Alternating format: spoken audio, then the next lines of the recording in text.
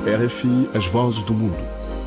Tempo agora para o magazine Ciência da autoria de Catarina Falcão.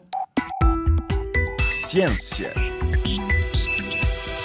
Uma equipa de cientistas portugueses descobriu uma forma mais eficaz e não tóxica de transportar medicamentos até ao cérebro que pode revolucionar o tratamento de pacientes com doenças neurodegenerativas, como a doença de Alzheimer. A coordenadora desta pesquisa, a docente universitária Andreia Gomes, que liderou a equipa de pesquisa que reuniu cientistas de ciências, engenharia e medicina da Universidade do Minho e uma cientista do Laboratório Ibérico Internacional de Nanotecnologia em Braga, explicou à RFI no que consiste esta descoberta. Esta descoberta tem a ver com encontrar um método para melhorar a capacidade de tratamento de doentes, como, por exemplo, pacientes com a doença de Alzheimer, usando medicamentos que até podem ser muito eficazes, mas podem ter riscos acrescidos na sua utilização. Nós estamos crentes que conseguimos melhorar a eficácia desses possíveis tratamentos e reduzir a dose dos medicamentos que as pessoas eventualmente têm que tomar. Portanto, ao contrário do que se pensa, já há alguns medicamentos eficazes, mas é difícil levá-los até às células cerebrais. Exatamente. Portanto, nós temos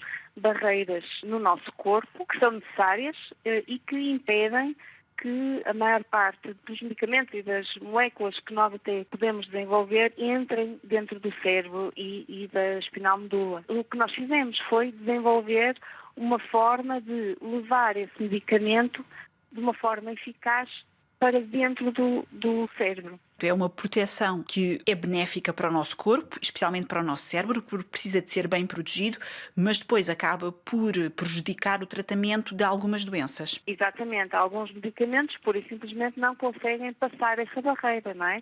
E quando é exatamente no cérebro que nós temos que fazer o tratamento, temos que arranjar a forma de lá chegar. Como é que conseguiram chegar a esta descoberta? Nós já trabalhamos com transportadores de medicamentos já há mais de 10 anos. E nós já trabalhávamos com um transportador particularmente eficaz, mas que tem um problema de toxicidade por ele próprio. Apesar de ser muito eficaz, nós não podíamos nunca chegar a dar às pessoas grandes doses desse transportador.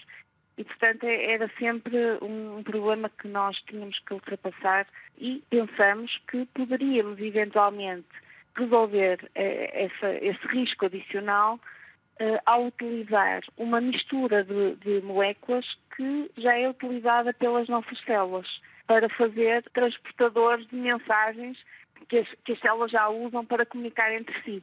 E, portanto, não tóxico, não é? Ou seja, que não vai prejudicar... Não, portanto, estamos a usar exatamente uma mistura que já existe no corpo, que não tem risco de toxicidade nenhum, e isso nós já verificamos com os nossos ensaios no laboratório, como tínhamos que fazer, e, portanto, conseguimos, por um lado, colocar lá os medicamentos em quantidade muito interessante, mas também sabemos que isso não vai causar problemas à saúde das pessoas que receberem esta nova alternativa. O estudo neste momento foi feito então em peixes zebra e agora a ideia é passá-lo para humanos?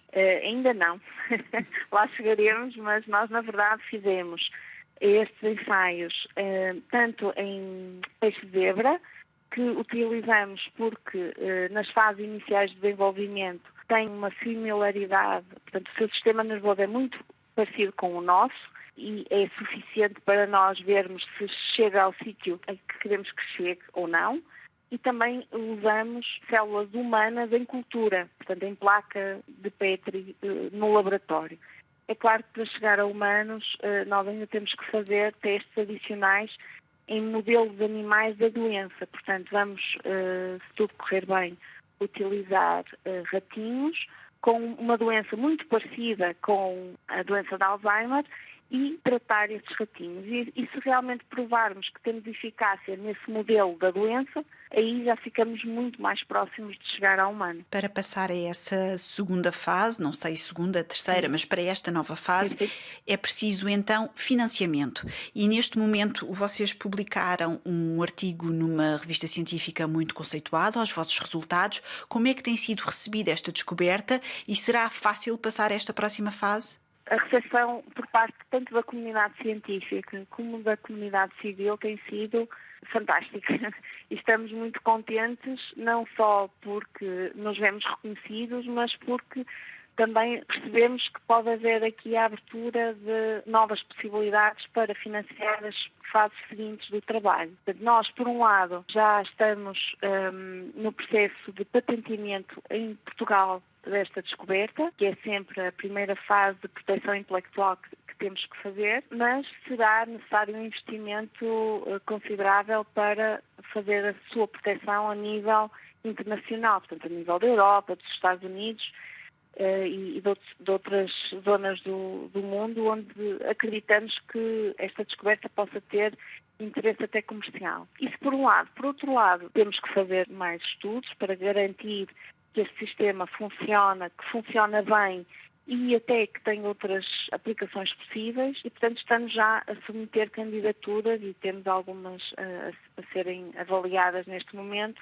para conseguir um financiamento para os trabalhos de investigação. Fala-se da curcumina, que está presente no açafrão e que aparentemente será uma boa forma de combater os problemas do Alzheimer. Consegue explicar um bocadinho o que é esta substância, a curcumina, e como é que, com a vossa descoberta, ela chega melhor ao cérebro? A curcumina é uma de algumas moléculas que na verdade, são consumidas na alimentação. Nós podemos até tomar suplementos de curcumina, que já existem à venda, mas para ter os efeitos que já se reconhecem nesta substância, tem efetivamente que se tomar em doses enormes e durante bastante tempo. O que chega ao cérebro é só uma fração daquilo que se toma. E, portanto, com esta invenção, nós conseguimos garantir que uma boa parte daquilo que é colocado no organismo chega ao sistema nervoso central, portanto, ao cérebro e à espinal medula, que é exatamente onde estes pacientes precisam que a curcumina chegue. Sendo uma investigadora experiente, pensa que nestes últimos anos tem acelerado os esforços da investigação no campo do Alzheimer? Sem dúvida que as doenças neurodegenerativas têm chamado muita atenção, até por causa da prevalência na sociedade e todas as consequências a nível social que elas têm, que são terríveis. E sem dúvida que em Portugal, nas últimas décadas, tem havido um esforço enorme. A verdade é que se tem investido imenso no capital humano que o país tem e já há grupos de trabalho nesta área que fazem trabalho extremamente relevante, não só o nosso, mas muitos outros, e sem dúvida que dão contribuições já de valor para esta comunidade. Nesse sentido, há uma esperança no horizonte para que o Alzheimer tenha ou uma cura ou tratamentos eficazes nos próximos anos? Sim, sem dúvida.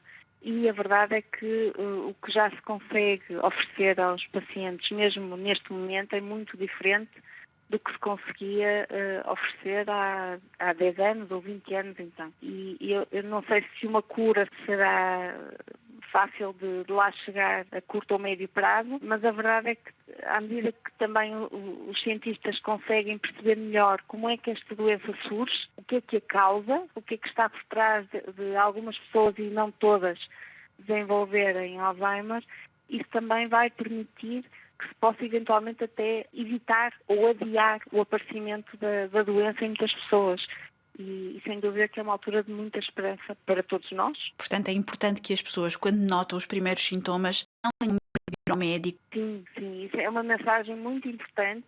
Todos temos algumas fases da vida em que estamos melhor, em que estamos pior, com o envelhecimento, que é um problema bom, porque é claro que com o envelhecimento também aparecem algumas doenças e o facto de nós pedirmos ajuda quando se à nossa família, aos médicos, até à comunidade científica, pensar no assunto, ver o que é que pode ajudar e melhorar, pelo menos, ou atrasar a progressão destas doenças. Sem dúvida que há muitas soluções e as pessoas não podem ter medo de dizer que precisam.